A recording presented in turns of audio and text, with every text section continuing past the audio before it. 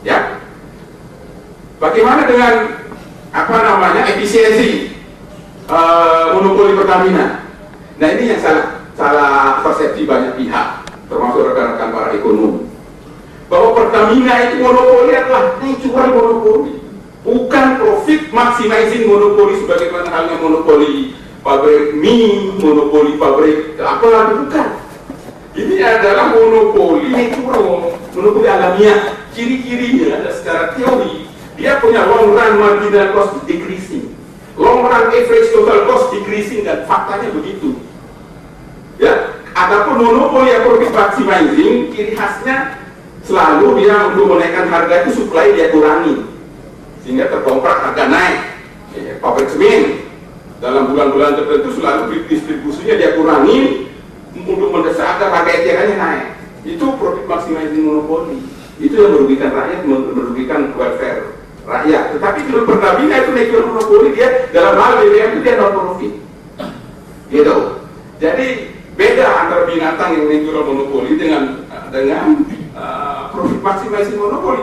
Di dalam sejarah industri minyak, tidak pernah ada harga BBM, harga minyak baik di dalam negeri setiap negara maupun harga minyak internasional bekerja 100% atas dasar pasar. Itu tidak pernah ada. Tidak pernah, ya. Sejarah minyak menyatakan demikian.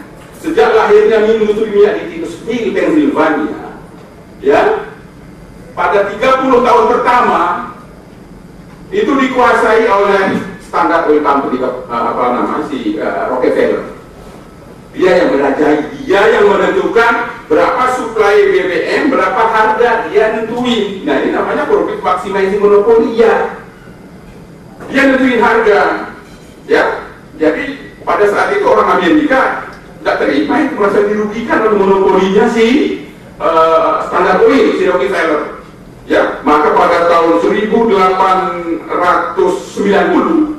Kongres Amerika mengeluarkan Sherman Antitrust Act, Undang-Undang Anti Monopoli 1890, karena masyarakat Amerika dirugikan oleh monopolinya si Standard Oil Company.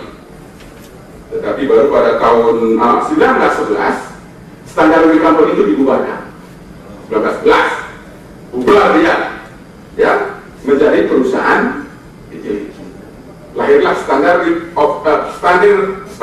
Company of New Jersey, Standard Oil Company of California, of Nebraska, of Kansas, of pernegara bagian. Bisa pecah. Lalu ada perusahaan yang khusus di kilang, Atlantic Refining, khusus bergerak di bidang pipa di Pennsylvania, khusus bergerak di bidang marketing ada. Itu dipecah-pecah menjadi sistem unbundling namanya. Ya, tadinya yang namanya Standard Oil Company Rockefeller itu integratif, dia menggabungkan usaha hulu minyak sampai ke usaha hilir dan untuk size-nya gede, karena satu. Ya, nah, konyolnya setelah monopoli dari Standard Oil Company ini bubar, lahir PT-PT dia itu, justru harga BBM yang dibayar oleh masyarakat Amerika lebih tinggi daripada waktu monopolinya si Standard Oil. Itu. Nah, baru 4 tahun berjalan, orang Amerika protes lagi.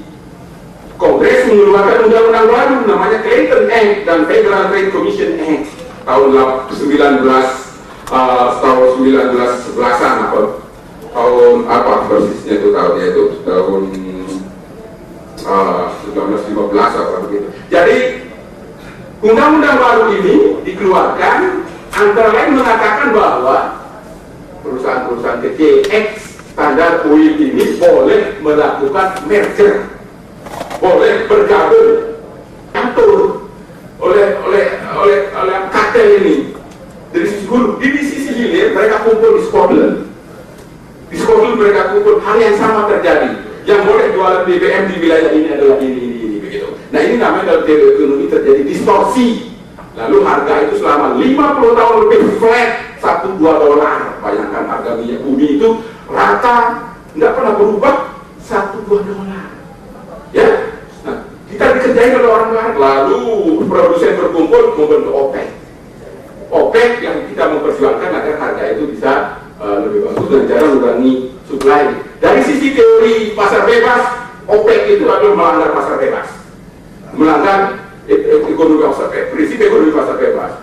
Tapi forget itu kan dengan pasar bebas, kita sebagai negara produsen butuh perlindungan agar harga itu anjlok sebagai harga timah. Ya, timah itu anjlok, sekarang harga timah hancur.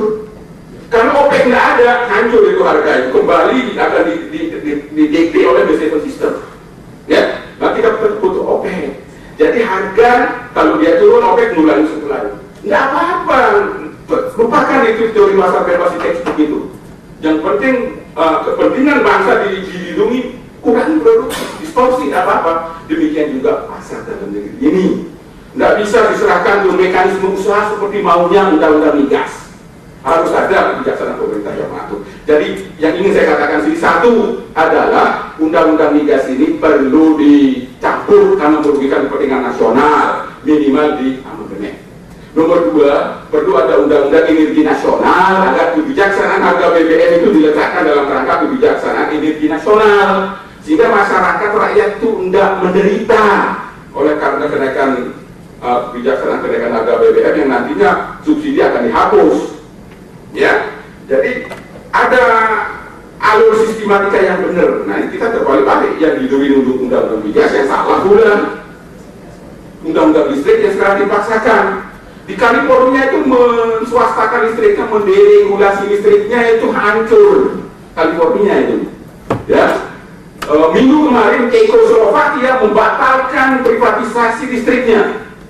Ya, hari-hari kemarin Ontario, Kanada, provinsi Kanada Barat, membatalkan usaha privatisasi listriknya. Ya, 8 negara bagian Amerika termasuk Arkansas, Colorado dan seterusnya membekukan rencana privatisasi listriknya. Kita sekarang ini DPR berusaha mengundangkan undang-undang listrik yang mengarah kepada liberalisasi listrik. Nanti yang rugi rakyat yang akan menanggung. Begitu. Undang-undang energi nasional dibentuk dulu untuk sebagai payung, baru bicara undang-undang listrik, migas dan seterusnya. Mungkin waktunya kebablasan, mohon maaf. Banyak sekali sebenarnya bahan yang ingin saya sampaikan. Terima kasih Pak Dokter Minyak Umumnya, mantap betul tentang minyak kita. Saya kira Pak Purwono, saya kira ilmunya mestinya tahu. Purnomo Pak ya, mestinya tahu Pak ya. Jadi kembali ke pertanyaan sebelumnya kan, kenapa tidak punya keberanian untuk mengartikulasikan apa yang dia paham betul. Nah, Pak Alda juga betul saja di sininya sebagai sekretaris Wapres. Jangan-jangan itu seperti cerita tikus yang nggak berani ngalungin. Mungkin ada tanggapan dari bapak-bapak kayak gitu. Prabowo.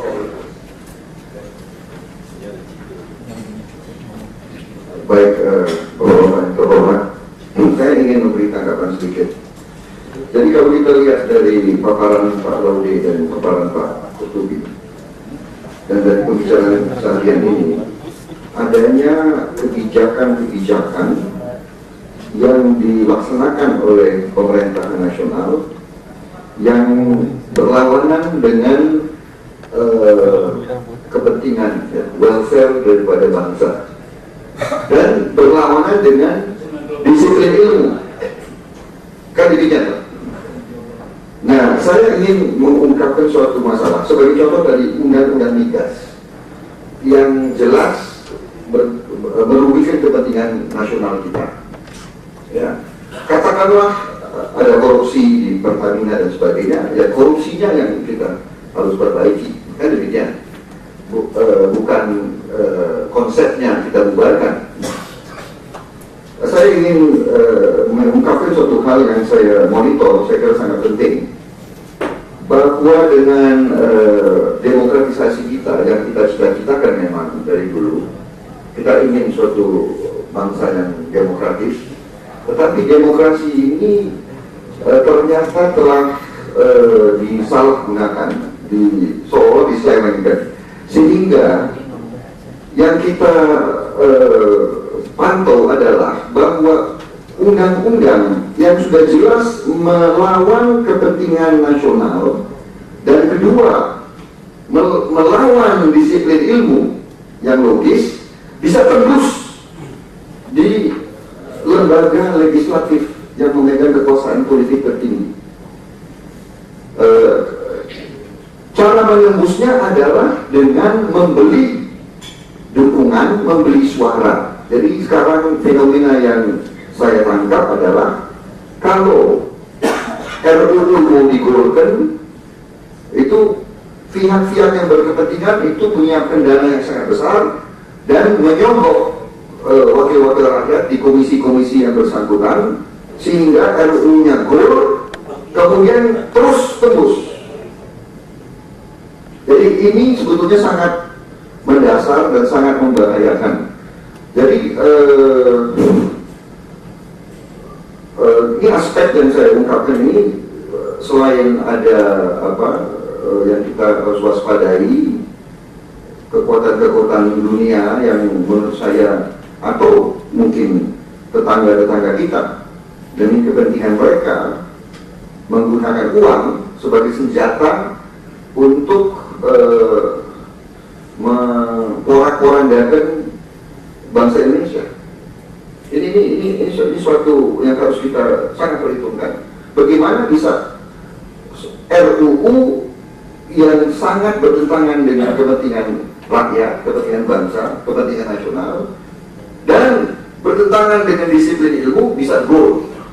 Ini sama dengan tadi kebijakan, keputusan kebijakan. Bagaimana bisa ada penjaminan utang-utang swasta oleh rakyat Indonesia menjamin utang swasta pemerintah. Ini kan sudah luar biasa, sudah suatu crime yang sangat besar.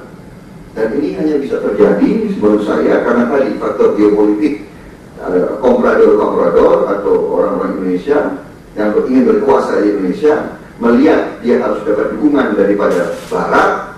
Pemimpin Barat adalah Amerika. Amerika kasih pesan, tolong kamu golkan ini, kau golkan ini, kamu saya dukung. Jadi ini adalah proses.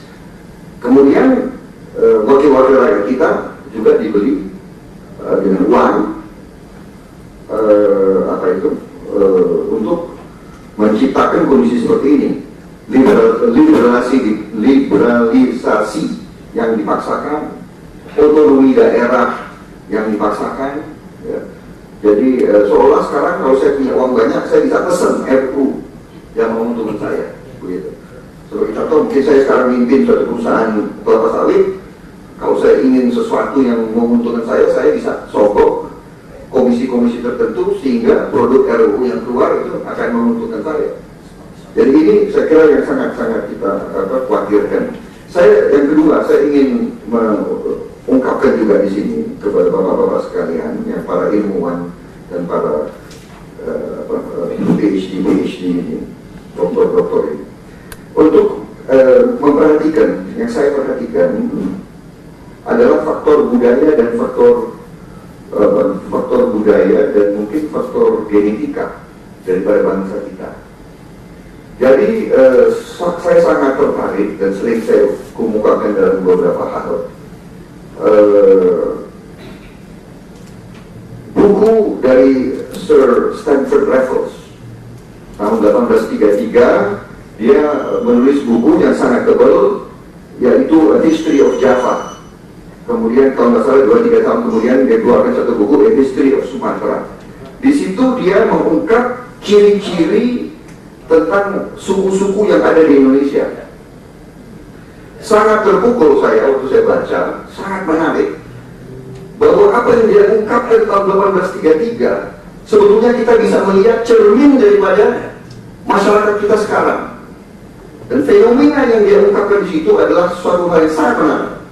Dan dia gunakan istilah yang kita gunakan sekarang. Bayangkan, dia mengatakan bahwa masyarakat di kepulauan kita ini, terutama di Jawa, terbagi dua. Satu, bong cilik. Dia pakai istilah bong cilik. Bong cilik adalah masyarakat kebanyakan. Kemudian golongan kedua adalah dia pakai istilah those people of rank, mereka yang berpangkat. Nah, mereka berpangkat ini adalah golongan pemimpin. Di situ dia ungkapkan, wong cilik di Indonesia ini, ya, rakyat kebanyakan, ciri-cirinya adalah sangat patuh, sangat rajin, sangat ramah, selalu sopan santun, dan selalu menginginkan harmoni, selalu ingin hidup dengan harmoni. Ada suku-suku yang punya ciri-ciri khas lagi, suku Ambon cepat naik darah, temperamental, suku-suku di Indonesia bagian timur suka perang dan sebagainya, itu ada. Tapi inti daripada yang dia katakan itu, wong cilik ini patuh, jujur, ramah, ingin harmoni, rajin, kerja keras, inovatif, kreatif, ya, pandai kerajinan dan sebagainya. Tetapi ini yang agak memukul saya, golongan pemimpin, those people of rank, ciri-ciri khasnya apa? Kejam, serakah, ya, superstitious, suka tahayul, dukunisme, kemudian senang dengan kemewahan, licik, curang, sering penuh dengan dengki dan kecurigaan. Itu ada itu. Jadi kalau kita tadi katakan selalu ini, kebijakan yang sudah jelas tidak masuk akal, kebijakan yang sudah melanggar disiplin ilmu, dipertahankan oleh para pemimpin, para golongan pimpinan kita. Begitu. Kenapa? Nah, jawabannya budaya ini, sesuatu yang ditangkap oleh Stanford Raffles tahun 1833. Dan Stanford Raffles itu dia melakukan ini, kalau istilah militer ini adalah analisa intelligence, analisa daerah operasi. Jadi dia, buku ini akan dia serahkan kepada kolonialis dari Inggris yang akan ke sini untuk menjajah. Jadi dia tidak ada agenda kalau dia tulis sebenarnya. Dia bukan yang menghina, dia nyatanya dia bilang wong cilik di Indonesia itu ramah ini, tapi pemimpinnya ini begini. Jadi sehingga kalau kita menguasai pulau-pulau di Hindia di Nusantara ini tidak terlalu susah, begitu. Sogok mereka, janjikan ini, janjikan itu, semua kemudian dibeda impera dan sebagainya. Jadi kalau saya lihat 1833 kondisi sekarang, kemudian kita lihat juga tahun 60-an kalau tidak salah 64 itu Gunnar Myrdal pernah bikin suatu buku, ya, The Asian Drama. Itu kalau nggak salah bukunya tebal 3 volume, dan di situ dia membuat suatu ramalan tahun 63 dan 4. Dia membuat 2 ramalan yang waktu itu saya tidak terima. Saya masih muda, tidak terima. Dia mengatakan bahwa kembali ke budaya. Dia mengatakan bahwa Indonesia, India, Burma, Muay Thai, Malaysia ini tergolong soft state, bangsa yang lemah, soft state. Kenapa? Ada kulturalnya. Karena Hindu, dan kita semua keturunan Hindu itu agamanya itu sangat menciptakan kondisi mental nerimo. Jadi kan Hindu itu kan bahwa kita akan dan sebagainya. Jadi ini kultural, ini Gunnar Myrdal. Dan dia di Asian Drama dia meramalkan bahwa pembangunan di negara-negara ini akan lambat, akan tidak berhasil, dan juga ciri-ciri khasnya apa? Korupsi. Pemimpinnya lemah, korup, dan sebagainya. Beda dengan sinik. Bagian utara itu keras. Jepang, Korea, Cina, dan sebagainya. Kemudian ya kita lihat tulisannya Muhtar Lubis, saya kira tahun 70 berapa itu, Manusia Indonesia, ya, 76. Itu juga itu. Jadi kalau ini saya lempar ke forum ini, banyak para ekonomi kita bicara masalah ekonomi, tapi ekonomi tidak bisa dilepas dari faktor politik dan biopolitik. Dan ini sekarang saya lihat ada faktor budaya, ada faktor genetika. Kita tidak enak ya, tapi mungkin kita memang keturunan kita ini keturunan pemimpin-pemimpin yang lemah, para pemimpin kita yang lemah dan para pemimpin kita yang korup gitu. Pada saat dia masih mau naik, wah penuh idealisme selalu ini, begitu menjabat korupsi, ya kan? Menjual negara. Ya saya baca suatu tulisan yang sangat bagus dari Pak Rizal Ramli, ya, di Asia Wall Street Journal. Di situ dia Habis-habisan dia menyerang IMF. Malpraktek IMF yang menghancurkan ekonomi Indonesia, dan Indonesia harus segera lepas dari IMF. Kalau tidak akan tambah hancur. Seperti Argentina.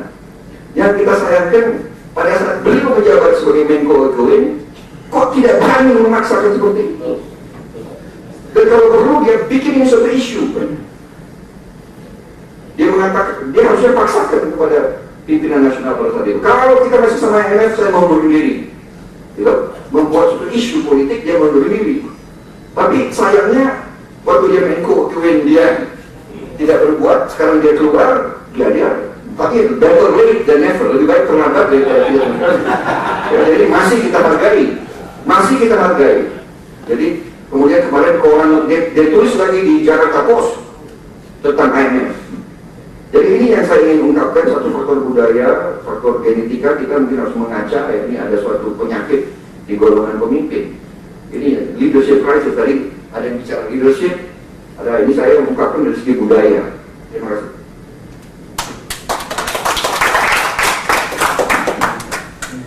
Jadi untuk merubah sesuatu jadi wong cilik dulu. Silakan Mas. Assalamualaikum warahmatullahi wabarakatuh. Saya Firdaus. Kebetulan saya kerja di Pertamina. Saya cuma mungkin menambahkan dari Pak Prabowo tadi mengenai geopolitik. Memang ini tidak bisa dipisahkan dari geopolitik masalah krisis Indonesia ini. Karena sebetulnya IMF, World Bank, WTO itu adalah kendaraan yang membawa kepentingan Amerika. Nah, kalau kita baca National Energy Development Policy yang terbit tahun 2001 bulan Mei, yang ketuanya ketua tim itu adalah Dick Cheney, Vice Presiden Amerika sekarang, itu merekomendasikan supaya untuk two level, untuk menyamakan peluang atau kesempatan bisnis migas Amerika di dunia, itu harus bagaimana menggunakan kendaraan IMF, World Bank, dan WTO untuk mempengaruhi negara-negara tertentu supaya membuat suatu regulasi yang memberikan fasilitasi dan kemudahan bagi mereka. Dalam hal merasuki suatu sistem dalam suatu negara, Amerika memang canggih. IMF ini sebetulnya itu mempunyai semacam lembaga ombudsman, lembaga pengawas, oversight committee, yang namanya di IIF, di Institute of International Finance, yang anggota-anggotanya adalah notabene para kapitalis raksasa seperti Goldman Sachs, JP Morgan, Louis Morgan Mutual, dan sebagainya.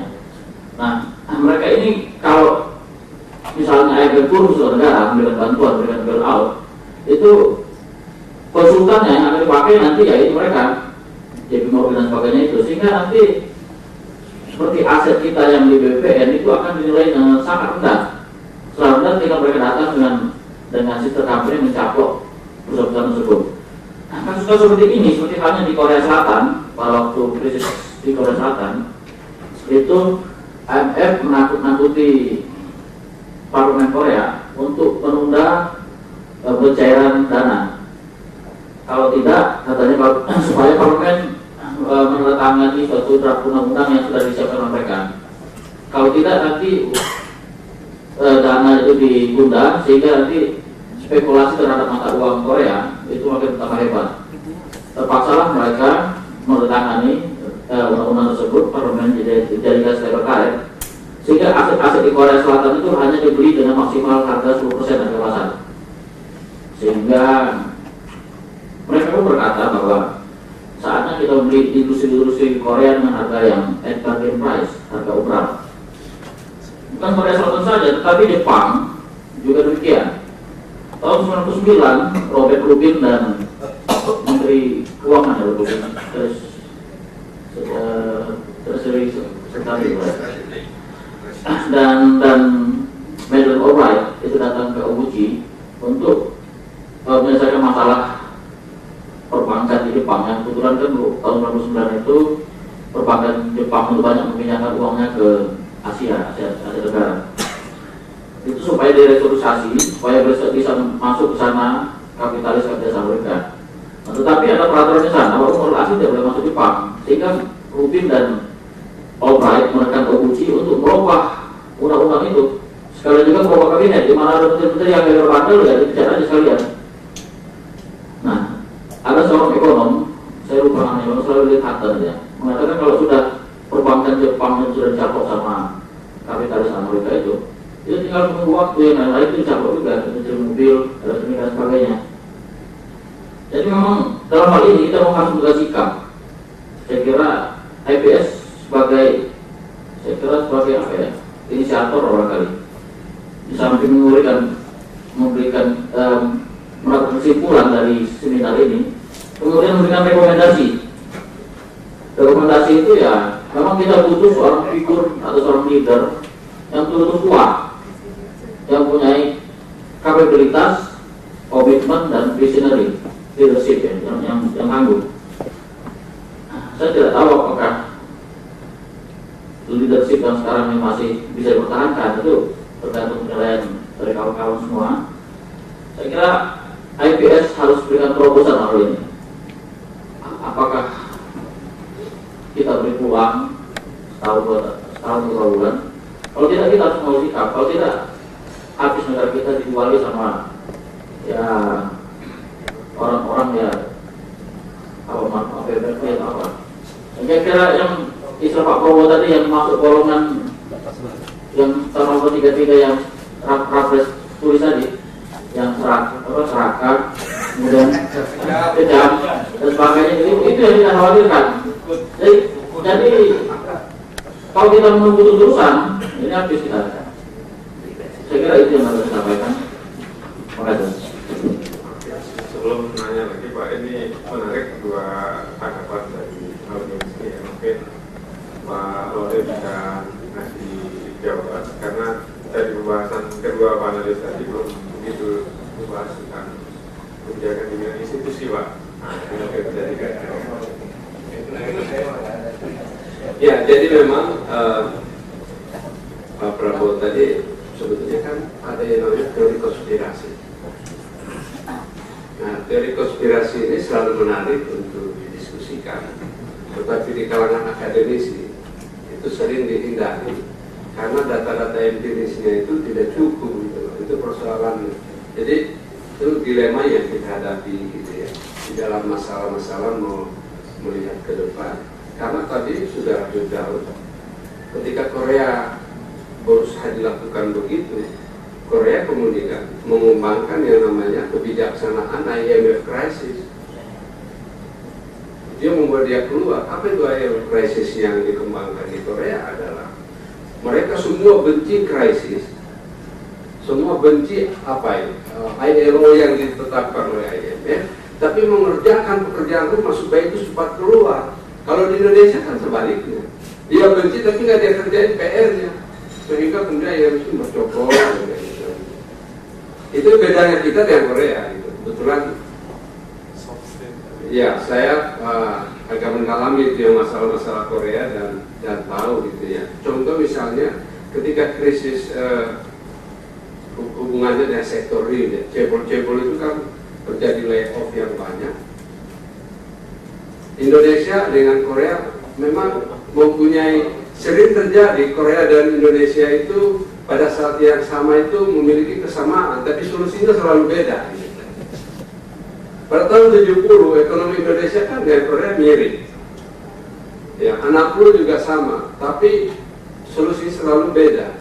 Yang terakhir ini adalah ketika Indonesia mengalami krisis, yang kita kembangkan GPS, jaringan pengaman sosial. Apa hasilnya? Apa hasilnya? Ya, pertikaian intern di kalangan kelompok kecil, korupsi. Pada saat itu Korea bukan itu yang dia kembangkan, tetapi yang dia kembangkan mereka pada saat itu adalah venture capital. Jadi dia pinjam uang kepada IMF, kemudian pemerintah mengumumkan barang siapa di antara saudara kehilangan pekerjaan, ini ada darat tapi create a new entrepreneur, kan beda. Dan di dalam kerangka itu kemudian selama IMF crisis itu ada 8.000 new entrepreneur Jadi pengusaha-pengusaha baru itulah 2,5% yang mendongkrak kenaikan. Karena satu new entrepreneur itu dipersyaratkan minimal Anda dalam 1 tahun sudah bisa merekrut 50 orang. Hitung aja, 8.000 kali 50 orang employee, dan 50 employee itu dependen lagi kepada berapa Anda di belakangnya, teratasi dia. Ini ada uang, kemudian pemerintah memberikan supervisi tentang bagaimana manajemen pengamanan uangnya. Maka Korea kemudian pada waktu itu strateginya adalah the new generation yang diambil. The new entrepreneur itu anak-anak yang baru tamat, yang mereka yang sekolah-sekolahnya bagus, yang di layoff, itu yang direkrut, kemudian dia kembangkan, diberi fasilitas di bidang finansial, dia create value. Maka lahirlah kemudian new entrepreneur. Pada saat itu memang pilihan Korea adalah masuk ke daerah informatika. Pilihannya itu pilihan aja. Kita bisa juga milih laut kan, ada komoditinya, kenapa enggak? Tapi itu beda sekali itu kita lakukan di dalam hal bagaimana kita bersikap kalau krisis datang gitu. Itu yang saya lihat. Jadi di dalam konteks ini institusinya itu memang penting gitu loh. Institusinya penting sekali untuk dikembangkan di dalam masalah-masalah seperti ini. Yang ingin saya kemudian beri komentar juga masalah budaya ini. Ya betul, budaya itu seperti itu, tetapi Malaysia belakangan muncul agak lain. Itu kan ada fakta-fakta di lapangan. Malaysia pada saat tertentu krisis mengambil sikap yang berbeda gitu ya. Ada satu hal memang yang menarik di Malaysia. Kebetulan saya ngomong dengan orang yang bertanggung jawab pada krisis pada saat itu, yang sekarang menjadi wakil perdana menteri Badawi. Dia yang diberi Sarahin itu ada satu bedanya dengan kita. Para elit Malaysia bukan komprador, itu aja yang berbeda. Nah itu saya setuju. Bukan komprador. Kalau kita banyak yang komprador gitu. Nah begitu berbicara komprador di dalam teorinya ilmunya dia yang mengenai teori ekonomi pembangunan, iya kan? IMF, Bank Dunia itu adalah penolong atau pembuat malapetaka. Itu analisanya itu 50-50 itu. Tergantung kepada kita bagaimana menggunakan, karena IMF juga di beberapa negara kan berhasil menolong, tapi di negara yang lain gagal gitu ya. Tetapi kalau kita lihat dalam kasus Indonesia, saya kira Pak itu sudah dibahas. Begitu misalnya kebijaksanaan saran IMF untuk menggulung 14 bank itu awal malapetaka. Dan kemudian karena parlemen didesak oleh masyarakat, maka pemerintah membuat kebijaksanaan menjamin semua aset-aset itu, maka lahirlah ongkos krisis sebanyak 477 triliun itu. Yang itu yang kita tidak bisa lagi ditangisi itu. Tidak bisa ditangisi. Ya, karena market value seluruh aset kita hari ini kan tinggal 26% menurut penilaian BPPN dari 460 triliun. Itu cuma 26%. Ya udah, itu yang kita harus takut itulah jangan menjadi obligasi yang kemudian bukan APBN. Itu udah diinikan aja. Ya, write off aja. Tapi juga jangan orang enak-enak begitu saja. Yang dari BLBI itu dibagi dua dong. BI juga harus tanggung, pemerintah harus tanggung. Nah, bagian pemerintah nanggung ini juga IMF harus ikut bertanggung jawab. Dia juga ikut nyarani. Itu yang harus kita lakukan. Nah, ini hanya bisa dilakukan kalau memang ada strong leadership dengan pandangan tidak lagi agak independen terhadap IMF. Nah, dalam konteks ini memang sektor ekonomi dan keuangan itu memegang peran penting. Tapi kalau sedikit-sedikit misalnya bel dulu, susah kan seperti yang kita baca di koran. Dulu jangan-jangan IMF bilang begini gitu.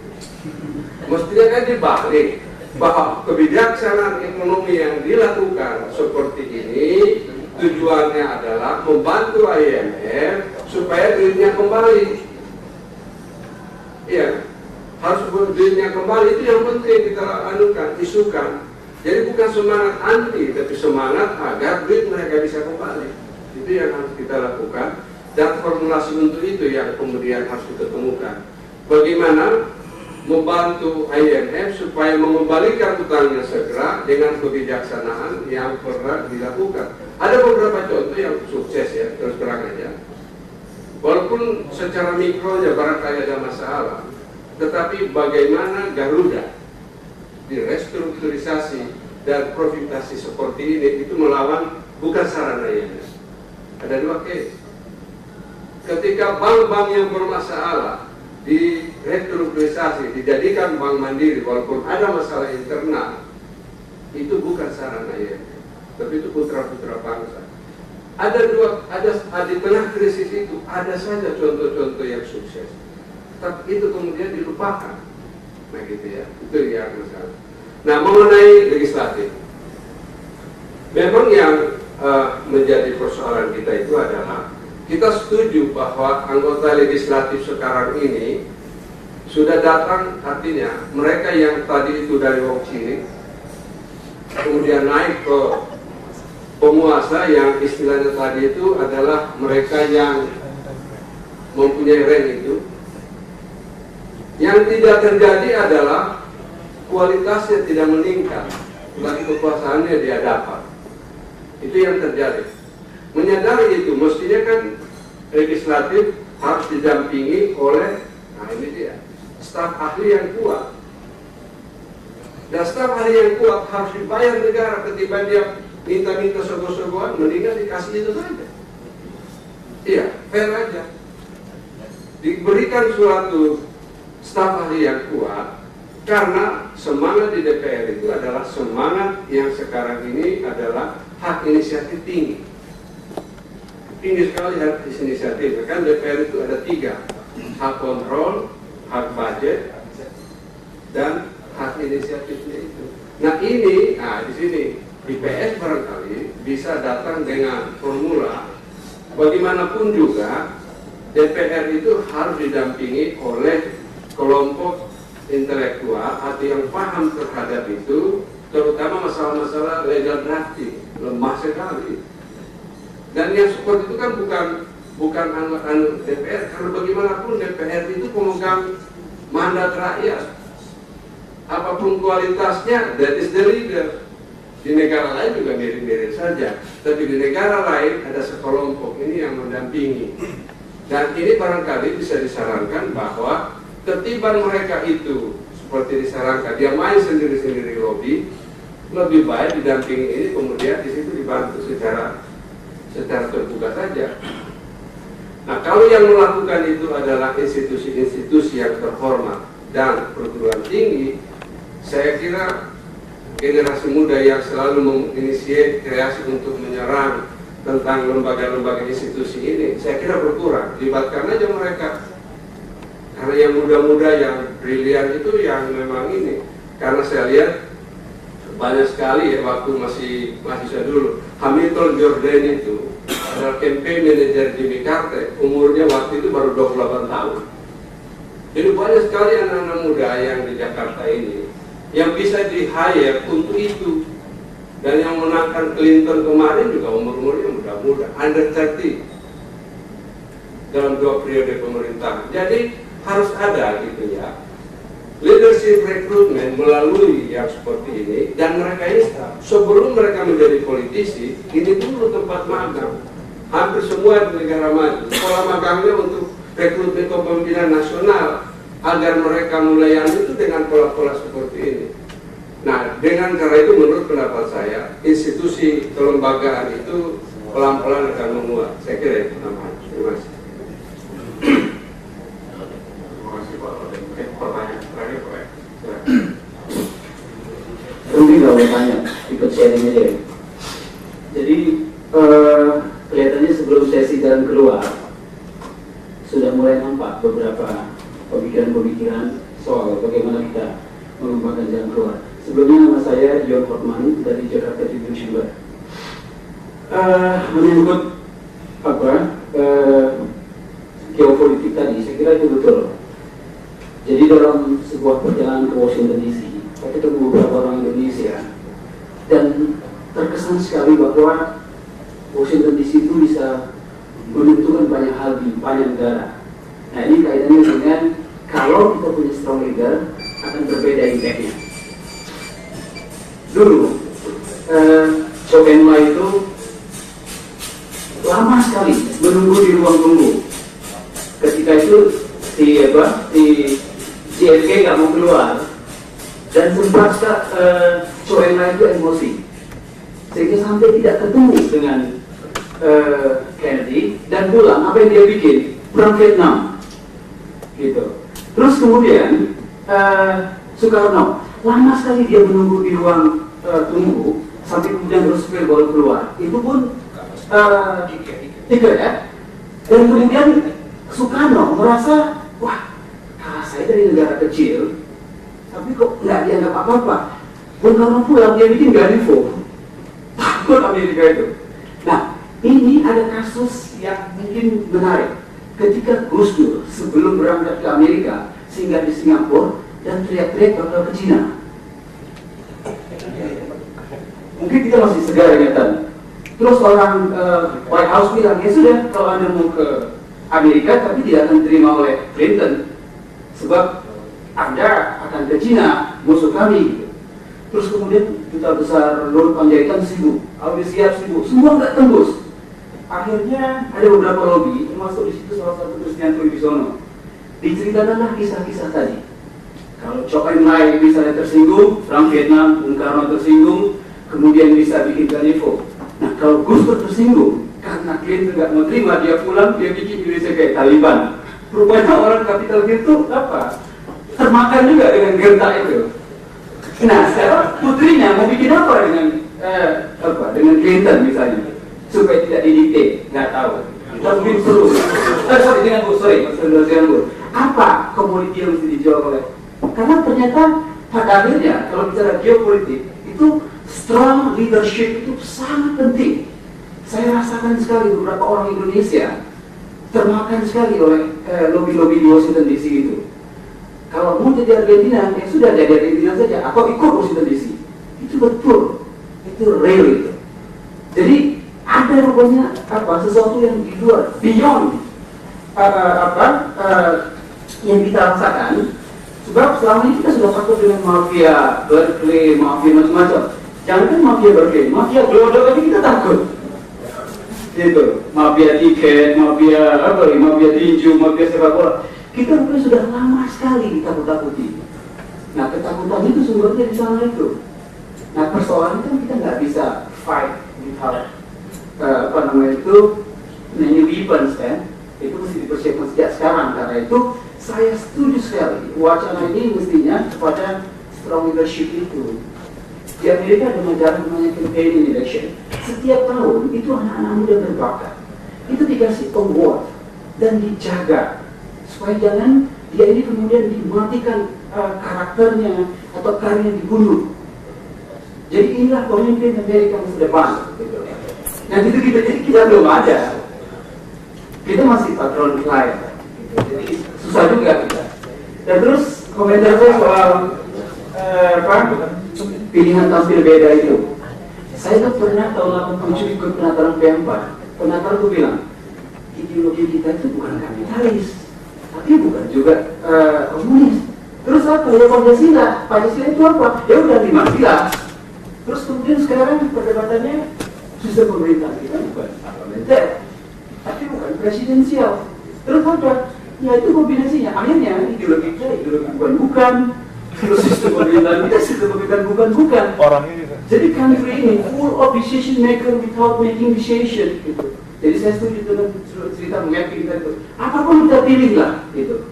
Sekarang kita nggak ada memilih apa-apa. Nah untuk itu kita butuh strong leadership. Kenapa? Masyarakat Indonesia yang mutakhir itu makin cerdas. Karena cerdas, dia kritis. Nah, Karena masyarakat Indonesia yang kritis, dia tidak akan terima lagi appointed leader. Sudah berlalu masa panjang ketika ditunjuk-tunjuk gubernur, ditunjuk-tunjuk menteri gitu. Sekarang masyarakat kritis itu butuh elected leader. Nah, karena itu kita akan berjuang bersama-sama agar ada banyak mekanisme di mana pemimpin kita itu elected, gak bisa lagi appointed. Gitu. Untuk elected dia mesti dikenal. Untuk dikenal dia mesti publish. Untuk publish dia butuh campaign. Sekaligus promosi saya mau menjadi kandidat tahun depan. Gitu. Siapa menjadi apa dan bagaimana. Jadi sejak awal Gus Dur elected. Elected, tapi siapa yang elected? Dan kemudian siapa juga yang membuat dia jatuh? Gitu. Cukuplah barangkali berapa presiden tidak trial and error. Dan saya kira Bang Laudi sudah mempersiapkan presiden baru. Makanya kita tanya kira-kira apa konsepnya presiden baru nanti. Terima kasih.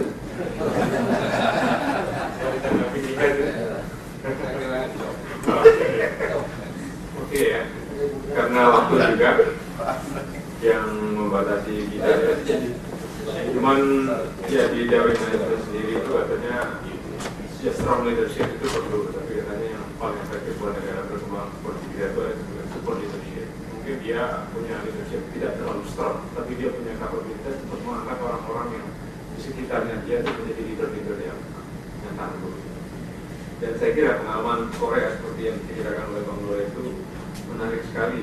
Krisis yang menimpa mereka itu dijadikan sesuatu yang awal kebangkitan mereka kembali sebagai blessing in disguise lah kalau kita bilang. Kim Dae-yong dengan sistem thinkingnya membuat reformasi di government, reformasi di bidang sektor keuangan dan lain sebagainya, dan mereka mampu bangkit melihat dari krisis secara cepat.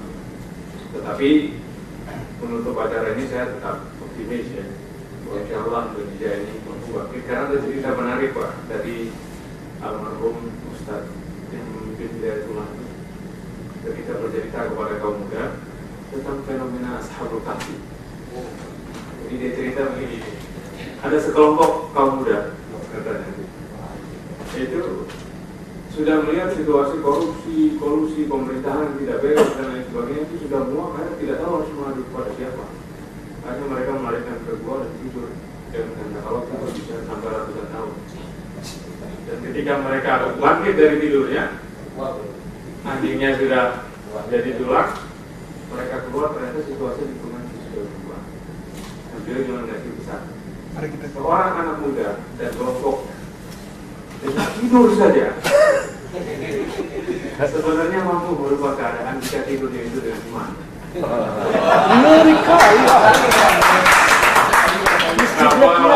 Seperti Fadli, kemudian Subuh dan lain sebagainya, bisa saja ngomong diskursus macam-macam. Dan kalau dengan iman, kita pikir kita tidak ratusan tahun karena kita tidak tidur.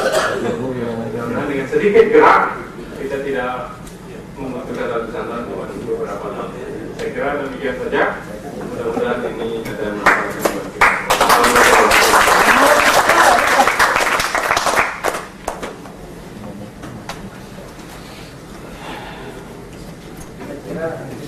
Kita ada waktu untuk sholat, makan, dan setelah itu kita diskusi sedikit mengenai jalan keluar sebagai penutup. Deklarasi jalan keluar apa? Deklarasi jalan keluar. Deklarasi jalan lurus. Tentang ajakan jalan keluar. Pertama, sebagai pendahuluan.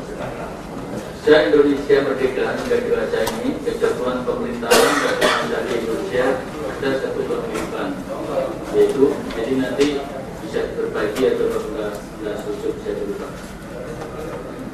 Perangkap hutang di mana jadi jatuhnya karena perangkap hutang, di mana Orde Lama jatuh dengan hutang sekitar 2,6 miliar, Orde Baru jatuh dengan hutang sekitar 120 miliar, dan akhirnya akan diikuti kejatuhan pemerintahan dewasa ini dengan perangkap hutang sekitar 200 miliar. Jadi tidak apa menurut 200 miliar sudah tenggelam. Dengan beban hutang masyarakat luar negeri, masyarakat per kapita rata-rata $100, $1.000. Jadi kalau hutang masyarakat rata-rata per kapita sudah $1.000, yang lebih level pendapatannya itu akan jatuh. B. Meningkatnya pengangguran, kemiskinan, sehingga harus diadakan sejenis jaring pengaman sosial berupa antrian minyak tanah dan sembako. Ini baik pada orde lama maupun orde baru. Jadi beras mahal dan teknologi. Timbulnya gerakan sosial politik mahasiswa, pemuda, pelajar, buruh, dan militer dalam usia penggantian kepemimpinan. Jadi ada pemimpinan. Terdapatnya krisis moral kepemimpinan dan etika bisnis di segala bidang. Jadi walaupun itu di makalah belum terintegrasinya perencanaan sektoral kewilayahan mengakibatkan tingginya pemborosan serta banyak overlapping dalam pembangunan serta salah kelola dalam manajemen pembangunan masyarakat Indonesia selebihnya. Masyarakat Indonesia yang berpancasila dan agamis telah diterapkan sistem sosialisme materialistis, kapitalisme materialistis yang sekuler. Jadi kita ini masyarakat agamis, tapi peraturan-peraturannya itu sekuler. Misalkan untuk membangun hotel itu harus ada SOP, harus masuk dan sebagainya. Ini bertentangan dengan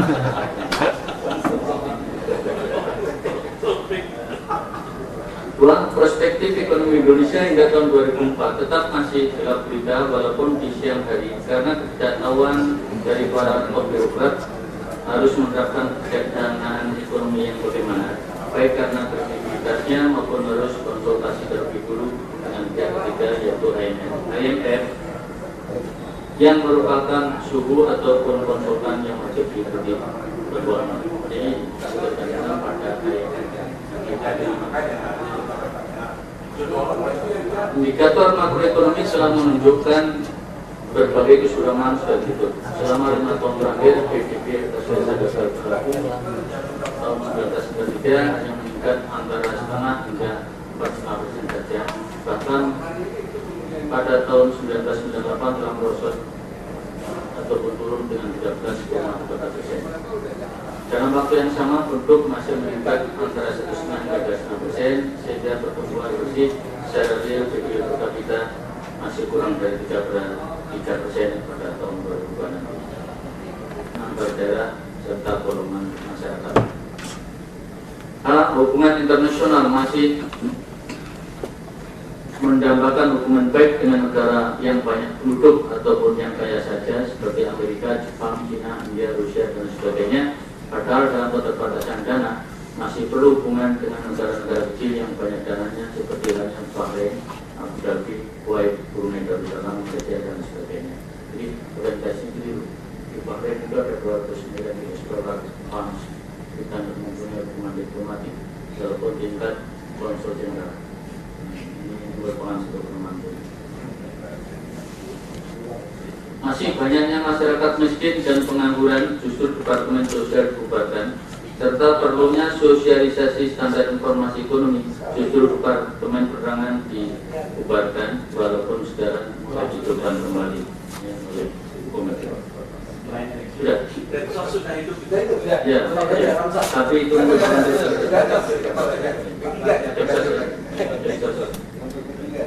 walaupun medsos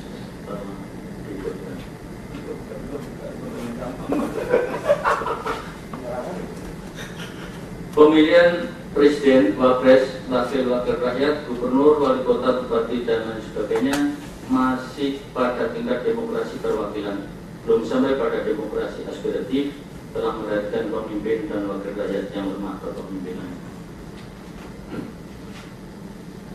Kemudian berikutnya, nah ini bagaimana jalan keluarnya? Ini belum sempat saya selesaikan. Di mana jalan keluarnya itu mengikuti jenis daripada satu policy ataupun kebijakan pada umumnya, yaitu menerapkan kebijakan di bidang moneter dan fiskal. Jadi harus terdapat satu terobosan ataupun revolusi kebijakan pemerintah, baik itu di bidang fiskal dan moneter, di bidang kependudukan ataupun employment, di bidang dan institusi atau kelembagaan serta background leadership yang lebih sempurna. Dan juga mungkin ada satu lagi reformasi di bidang ilmu pengetahuan. Jadi kenapa yang kita rencanakan itu selalu gagal dan bias? Ternyata yang kita pakai dasar itu ya. Jadi paradigma dasar dalam ilmu ekonomi itu biru. Pertama, bahwa kebutuhan manusia itu unlimited, dan arah pemenuhan kebutuhan manusia itu limited itu yang diajarkan di sekolah-sekolah ekonomi manapun. Nah ini biru. Jadi yang unlimited itu adalah keinginan kita atau nafsu kita, sedangkan kekuatan transaksi kita itu limited, kemudian kita limited. Sedangkan dengan sentuhan ilmu pengetahuan dan teknologi, maka alat pemenuhan kebutuhan itu menjadi unlimited. Itu sistem cloning, sapi bisa menjadi anak 4 dan lain sebagainya. Dan juga bertentangan dengan hukumnya Malthus bahwa bentuk mengikuti deret hitung dan penataan mengikuti deret hitung dan bentuk deret ukur itu biru. Itu dalam holistic economics maupun religious economics, khususnya Islam dalam surat An-Nahl, itu ternyata telah bisa menyempurnakan matematik. Jadi matematik yang kita anggap eksak itu ternyata juga keliru. Kenapa bisa dibuktikan dalam surat An-Nahl bahwa himpunan tanah ditambah himpunan gabah ditambah himpunan sinar matahari ditambah himpunan air itu tidak bisa karena tidak sejenis. Nah, masalahnya matematiknya adalah matematik statik tanpa ruang dan waktu. Nah, ini kalau kita reformasi dengan dynamic econometrics atau dynamic mathematics yang telah memasukkan ruang dan waktu, maka himpunan gabah 1, tanah, air, dan sinar matahari dalam waktu 3 bulan ini menjadi 200 gabah dihimpun lagi menjadi 40.000 gabah, 40.000 gabah dihimpun 3 bulan lagi menjadi 8 juta gabah, atau 4 ton gabah ekuivalen 2,5 ton beras. Itu sudah lebih dari bisa. Nah, jadi ini paradigma yang holistic economics itu melahirkan kemitraan, sedangkan paradigma sistem kapitalis itu melahirkan private competition yang sekarang kita ikuti ini. Jadi ini logika kita itu perlu pembenahan lebih lanjut, reformasi di bidang ilmu pengetahuan. Nah, jadi kira-kira tapi masih banyak yang kurang karena memang belum selesai. Mungkin Bapak bisa memberikan satu stressing point karena kurs mata uang atau di bidang valuta asing. Jadi dalam ilmu ekonomi itu ada diajarkan selama ini hanya ada 3 pasar yang harganya itu harus diatur dalam prosesnya atau dibiarkan. Pertama adalah pasar barang dan jasa, kedua pasar uang dan modal termasuk falsnya itu, ketiga pasar tenaga kerja. Ini juga perlu reformasi lagi. Pasar sapi itu masuk pasar apa? Pasar ikan hias itu masuk pasar apa? Pasar tanaman bunga itu ada yang namanya pasar makhluk lain. Nah ini yang tidak dikuasai. Karena ternyata pembentukan harga itu bisa tidak dipengaruhi oleh supply dan demand dari manusia, tapi juga dengan makhluk lain. Jadi gandum di Afrika Selatan itu naik karena dihabiskan belakang saja. Jadi di Gunung Kidul harga beras naik karena dimakan berem.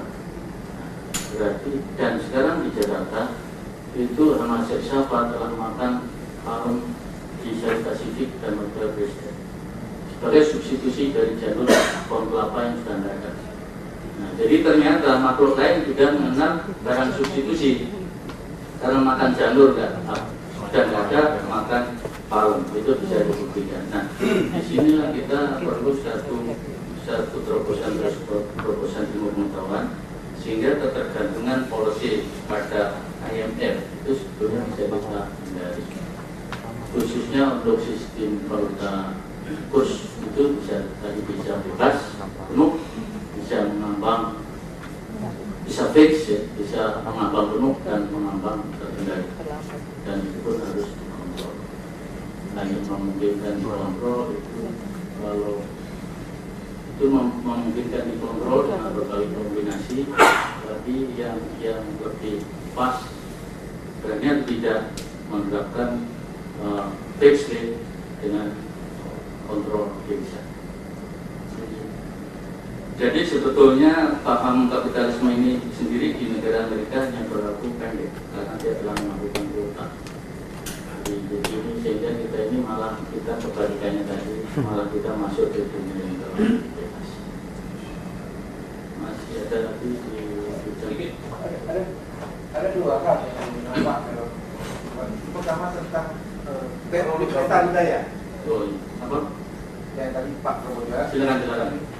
Pak Prabowo mengatakan kita ini budaya budak kan. Karena orang Jawa bilang kaulo, pakai haji, Sumatera Barat, ampo, pakai Sunda itu abdi, gitu ya. Iya. Perlu dimasukkan nilai-nilai budaya yang mencerdaskan kehidupan bangsa.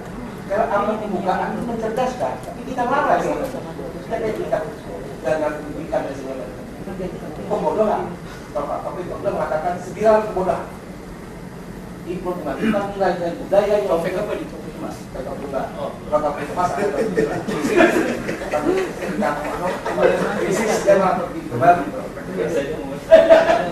Nah yang kedua, jaminan kepastian hukum. Tadi banyak dibicarakan, tapi belum dimasukkan juga nanti semua. Itu penting sekali. Karena kalau kita lakukan sinkronisasi vertikal horizontal undang-undang itu luar biasa itu. Bahkan Bapak tahu undang-undang anti monopoli siapa yang mendanai? Eropa, Pak. Luar biasa. Jadi kalau geopolitik kata Prabowo itu luar biasa. Gitu. Undang-undang pun sudah dibiayai oleh luar negeri. Sekarang juga mereka menawarkan lagi undang-undang investasi. Nah itu kan dari Eropa dan Amerika. Nah, itu bisa tawarkan contoh. Iya, pasti. Jadi memang dalam pembangunan selain makin meningkatnya korupsi barang dan jasa secara real, itu harus diikuti adanya perubahan tata nilai sosial kemasyarakatan yang lebih baik, caranya lebih baik. Juga kepastian hukum dan juga ini konspirasi internasional lewat LSM yang memproduk berbagai macam. Enggak hanya LSM, Pak. Pemerintah juga. Iya, Sedang mendapat monopoli itu Jerman bisa kasih dana. Dan juga termasuk Qatar. Sekarang investasi juga. Iya. Jadi ini mungkin beberapa kali harus hati-hati. Jadi diberi sponsor untuk seminar atau dialog atau diskusi, tapi topik dan kontennya itu sudah ditentukan, sehingga opininya terkirim ke situ. Jadi tambahkan. Masih ada.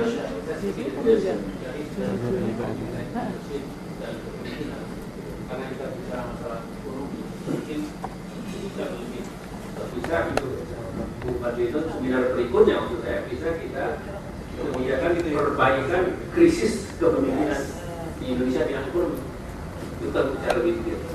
Masih. Neokrasi bukan free market. Sampai Jalan tengah ini sebetulnya kan. The third way, karena Inggris saja sudah meninggalkan. Jadi Eropa saja sudah meninggalkan free market capitalism, tapi kita dipaksa untuk laissez-faire liberalisme gila-gilaan. Ya, ke ekonomi kemitraan untuk keluarga seperti persediaan.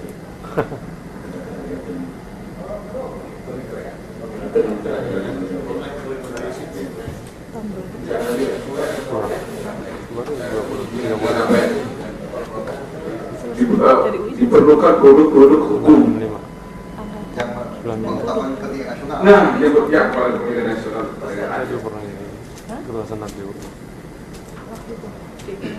Juga perlu diralat undang-undang yang merugikan. Direview dan tumpang tinggi. Iya, ditinjau kembali dan diralat. Ini harus Pak Kutumi tadi soal Ya, Perlu adanya segera undang-undang ini nasional sebagai payung dari seluruh dasi pengaturan Indonesia. Jadi di samping untuk seminar tentang kejadian negara, juga tadi satu pertemuan dan juga mungkin perlu dipertahankan BUMN bidang bidang energi. Ya, yang masih ada orang banyak. Untuk itu undang-undang migas perlu diamandemen, perlu dicabut.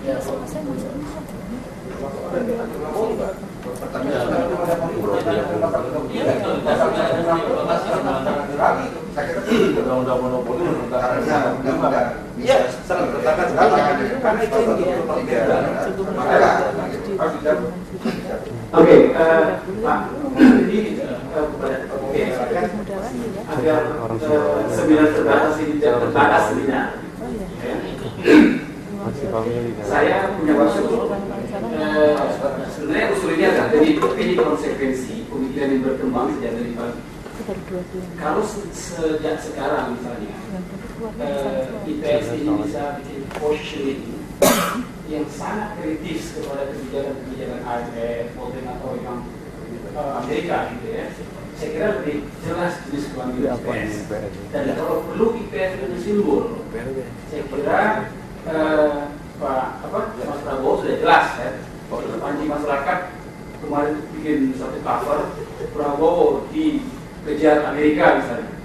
Dan saya kira ini jelas. Kenapa ya? Daripada nanti Mas Prabowo tiarap terus, pekerjaan-pekerjaan kecil itu kan bisa dikerjakan. Jangan lagi misalnya tema-tema internal, mainkan tema-tema global. IPS muncul dan ikonnya Prabowo. Ini konsekuensi dari pemikiran yang berkembang. Sebab terus terang ini kan aset. Sama dengan Fadli John, aset. Cuma di PBB bisa terpuruk-puruk. Ini sekarang pindah ke reformasi. Oke, nggak maksudnya itu agak gini, tapi ini konsekuensi. mau masuk bidang Mau masuk gua dulu. Oke, mari. Jadi mohon apa aja yang ditambahkan nanti kami susun kembali tambahan-tambahannya dan disempurnakan dan Ya, selain itu agak konkret sedikit mengenai undang-undang energi tadi. Saya tidak melihat dimasukkan satu. Nama saya Arif. Tidak dimasukkan suatu konkret seperti sekarang kan dari sita BBM itu termasuk karena subsidi BBM terlalu besar. Kenapa kita tidak pakai alternatif BBM yang murah seperti di India dan di China dan terbukti berhasil.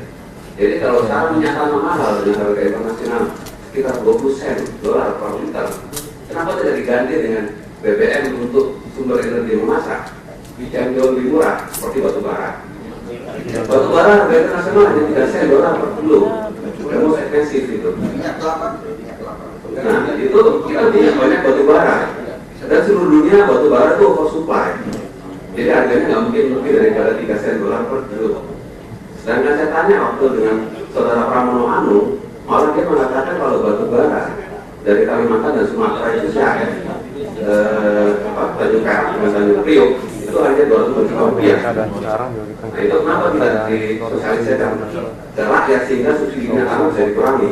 Karena ternyata pada tahun 2001 direncanakan kan subsidi BBM itu 54 triliun, total menjadi 70 triliun. 58 triliun kan punya tanah sendiri. Dan itu lari kemana? Banyak yang lari langsung ke Cina. Dikapalkan dibeli langsung dalam bentuk minyak tanah, dibeli dari Singapura dan Timur Tengah. Itu kapalnya langsung ke Cina, nggak mendarat di sini. Nah itu penyerangan itu kan menyebabkan negara mensubsidi orang-orang Pertamina dan Angkatan Laut yang nggak karuan. Nah itu coba ada alternatif BBM. Lalu untuk menyerang subsidi berbisnis BBM selain subsidi BBM itu mengenai obligasi pengeluaran BBI. Bagaimana cara pengembaliannya? Cara konkret kita menunjukkan kita suatu usul yang konkret bagaimana cara mengembalikan. Caranya gampang itu, dia tembak aja mereka. Itu betul lah itu. Jadi dalam itu kemanasan lagi di luar negeri ya kan? Iya. Setengah hari beres semua. Terus kan direvisi. Pemerintah terus menanggung utang swasta. Yang memutuskan itu aja ditembak itu. Yang lain. Itu saya kira juga untuk soal policy yang sangat penting. Itu kan kalau tidak salah Sudah juga budaya bagaimana? Diskusi korupsi tahun 2001 kan kita itu ranking keempat dari bawah setelah Bangladesh, Uganda, Kenya, Indonesia yang keempat negara paling korup di dunia. Nah, saya kira memang ini juga satu pokok masalah yang perlu kita lebih perdalam gitu. Ya, tapi harus khusus, nih. Iya memang, ya. Tapi maksud saya ini kan juga akar yang membuat ketidakpercayaan masyarakat kepada pemerintah untuk hampir semua kebijakan. Korupsi khusus.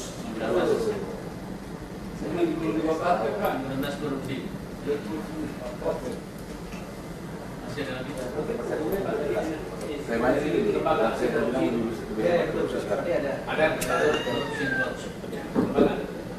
mungkin menambahkan saja Pak Prof. Mengenai lembaga korupsi dan lembaga korupsi juga saya kira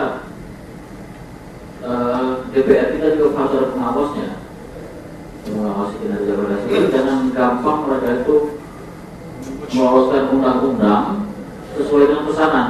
Karena bulus itu. Iya, bulus ya, jadi selama ini undang-undang ada yang pesanan itu misalnya tadi kata Bapak Pak Supri, undang-undang anti monopoli yang jelas-jelas bertentangan dengan Undang-Undang 45 dipesan oleh Jerman. Kemudian undang-undang kepemiluan juga itu juga ada transportnya. Memang harus ada suatu lembaga yang kinerja DPR supaya mereka itu. Kemudian juga seperti kata Pak Laude tadi mengenai bahwa sekalian nanti kami akan redaik kembali, kemudian kami kembalikan kepada Assalamualaikum warahmatullahi wabarakatuh.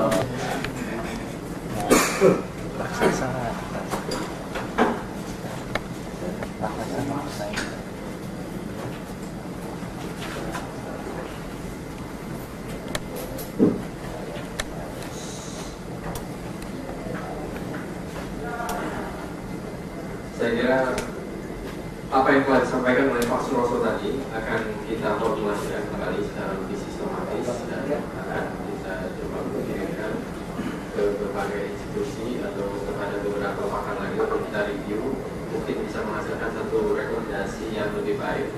Dan lebih dari itu saya kira harus kita laksanakan ya dengan kapasitas kita masing-masing dan semua kita dari berbagai latar belakang bidang kita. Sebagai penutup, saya atas nama panitia dari Institute for Policy Studies bersama-sama mengucapkan terima kasih yang sebanyak-banyaknya kepada bapak-bapak, ibu-ibu, saudara-saudara, terutama kepada para pembicara yang telah bersedia, saya kira memberikan pandangan yang mungkin ini bagian dari upaya kita untuk keluar dari krisis. Dan saya kira ini juga untuk mewarnai. Saya yakin bahwa siapa yang mengambil inisiatif dia pasti akan menjadi atau memimpin dari strategi cita-cita. Dan saya kira ini pula yang akan kita lakukan ke masa-masa yang akan datang dalam upaya untuk keluar dari krisis ini. Jadi demikian saja atas nama panitia. Selanjutnya makan malam juga telah disiapkan. Sekali lagi terima kasih. Assalamualaikum warahmatullahi wabarakatuh. Menjadi kuat karena ada makan malam.